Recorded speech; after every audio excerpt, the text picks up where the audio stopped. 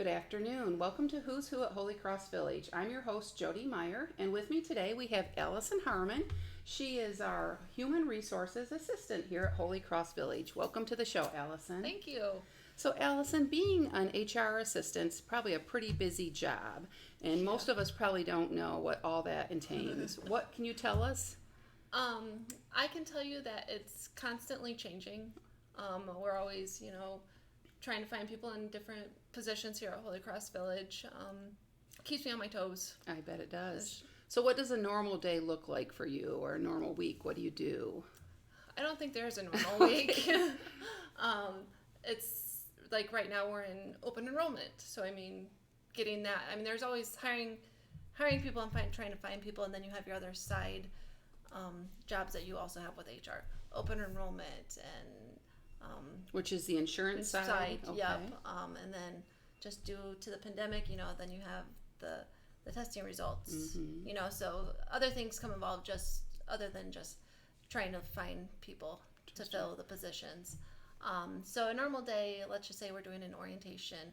They come in at 9. I have them for about an hour, and then they have to do, computer training, which is called Relias. Okay.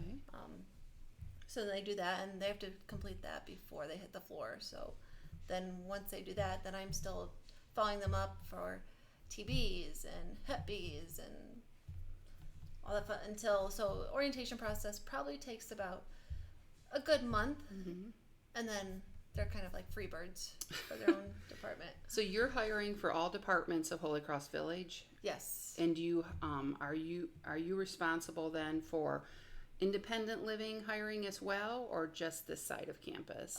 Both independent. As far as like more or less, not so much the management side, but the hiring process. But the onboarding process. Okay. Yep. And then I'm sure on the flip side is the management of different issues that come up with HR. Yep. So sometimes it's not the fun part of the job, No. I suppose. Not so much. But it happens, and that's part of the job. Right. It's very, very important. So how long have you worked here, Allison? I have been here going on 3 years come October. 3 years coming October. And I know Allison used to work in life enrichment, and was it about a year ago or more than a year? A little over a year. She transferred out of life enrichment and took the HR position. So Holy Cross is really good about promoting within, and Yes. Allison did that. So, so tell us the path to that led you to HR. What was your background in? Well, really, I had no background in HR whatsoever. It was social work. Social work. So you went to school to be a social worker, per se. And and HR came available, and a lot of my social work skills, I'd have to say, have come in HR too as well.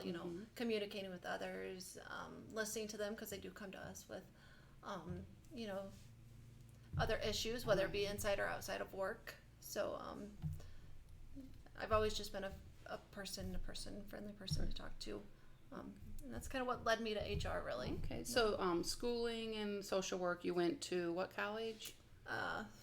3 different ones, you can say. Okay.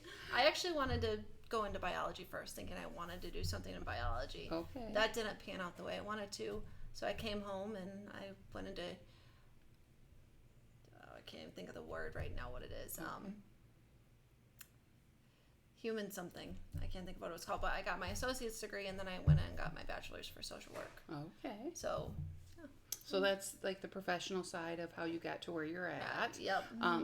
Tell us about your home life, or who is Allison? You have I'm married. I've been married since over a year, going on a year and a half.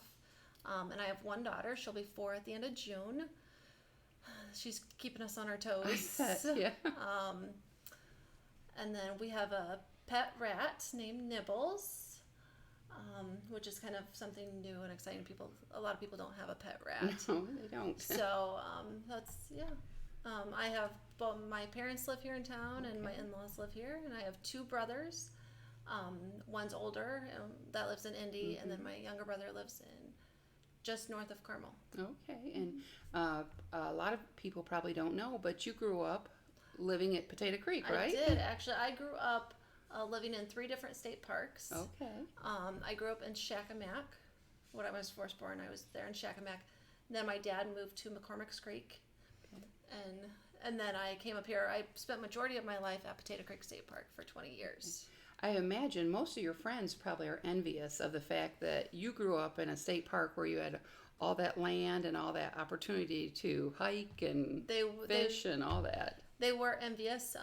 As I tell everybody, you know, as I get older and I'm not at the park anymore, I didn't take advantage of it when I lived there. Mm-hmm. And so now I go back and I'm like, shoot, like, this is here? Why didn't I know this? So I didn't take advantage of it when I lived there, and I probably still don't. So you're not originally from this area then? No, I was born in Terre Haute. Terre Haute, okay, and then came up here. That must be where, what?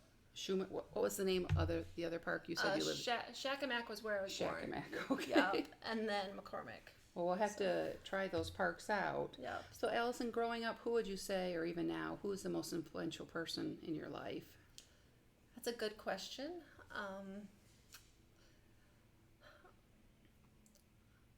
I thought about it when I was kind of like looking at the questions, and I think I don't say my dad. And my mom. I'll probably just say my parents, but my dad's kind of been the biggest one. When I've like changed positions coming here to Holy Cross, one of the biggest things he said was, you know, make sure you take a job that you like it, not worth the money, where the money's at. And I thought, you know, because he grew up, he always wanted to be in the park system, and he started off when he was young, like the maintenance crowd, and he got up to management to be a property manager. So I was hoping one day possibly to be like a director or a CEO of a nursing facility. And you have worked at other facilities. Yes. So how would you say that Holy Cross is unique or different than other facilities you've worked at?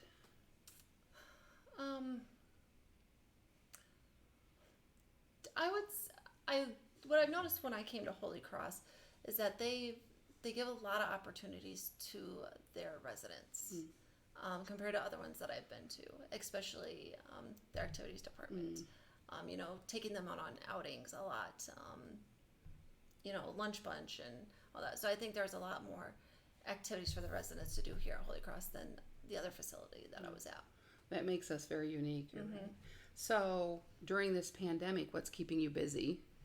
Besides work, like what are you doing at home and what? Well, actually, what's keeping us busy is home improvement projects. I'll have to say. Oh, yeah, I've heard a lot of that, home improvement and baking.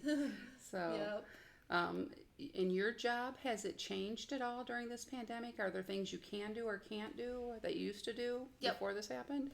One thing that has changed, and it's kind of a little bit of struggle. I'm trying to get used to it. Is I can't take the interviewees on a tour. So, and it's kind of hard to explain, you know, you go down the hallway and you make a left, and so that's changed. I can't take them on a tour. I can talk to them about Holy Cross, but to physically have them see our facility has been difficult. And it's quite a selling point, probably usually to new candidates, is the beautiful facility that we have here. Yeah. So in your spare time, what do you like to do, Allison? Spare time. I feel like I don't have a lot. You of have spare a 4-year-old at home. You're doing building projects. Yes.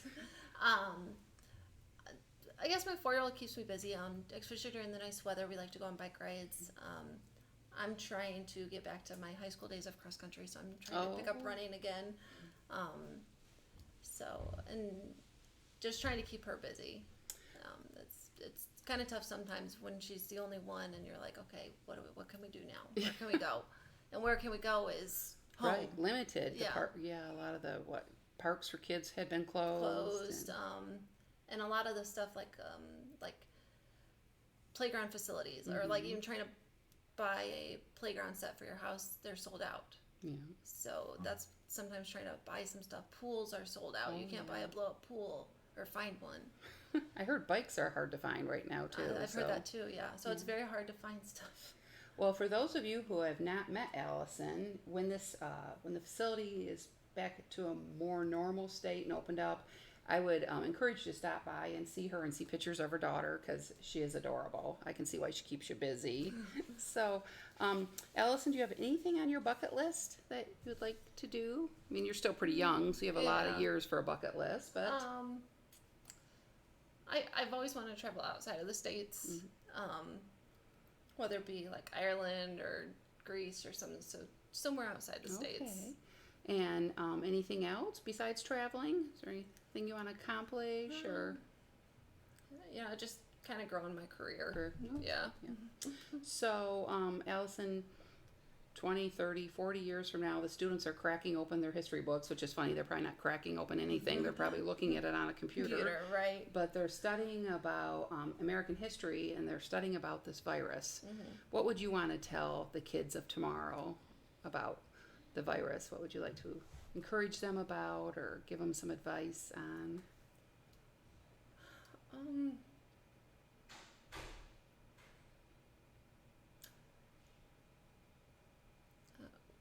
not sure, but It's a hard one, isn't it? Yeah. Give advice on like the virus. You're saying No, like how to live, or would some people have said, well, I tell them to wash their hands or live every day like it's your last, or take don't take people for granted, and stuff like that. Yeah, don't take people for granted. Appreciate what you have in life.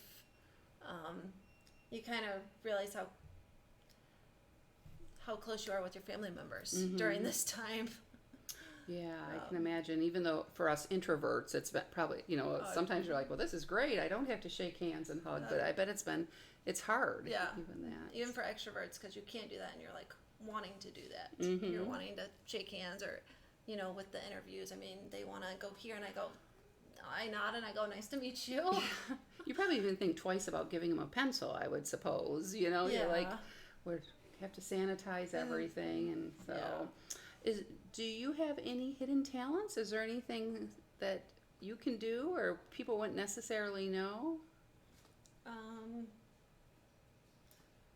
I don't think I have any hidden talents. I'm trying to... You don't play the guitar or no? No, I'm not artistic. I'm not musically in tuned whatsoever.